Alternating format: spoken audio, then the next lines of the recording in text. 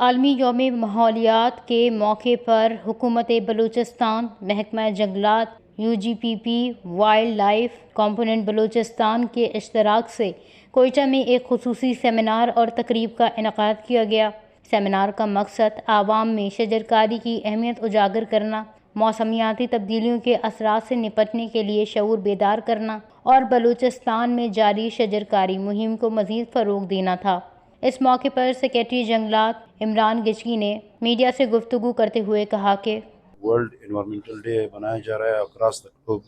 اور اس سلسلے میں آج جو تقریب ہوئی اس میں آپ نے خود دیکھا بھی سنا بھی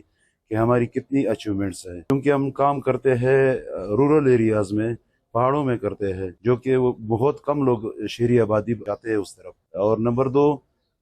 ورلڈ انوائرمنٹ ڈے ہمیں یہ یاد دلاتی ہے کہ آپ کا جو ٹمپریچر ہے گلوب کا یا ارتھ کا وہ بڑھتا جا رہا ہے۔ اگر یہ ٹمپریچر مزید بڑھا 2 ڈگری سینٹی گریڈ تو آپ کے جتنے بھی پہاڑوں پہ برف ہے یا پانی کا وہ ہے یہ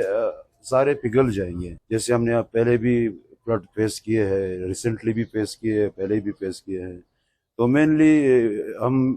سب کو یہی زور دیتے ہیں کہ آپ اپنے درخت لگائیں، اور درخت لگانے کا صرف مقصد تو یہ نہیں ہے کہ ہم اس سے فروٹ کا ہے یا اس کے سائے میں بیٹھے، تو آپ ابھی سائنٹیفک چیزوں پہ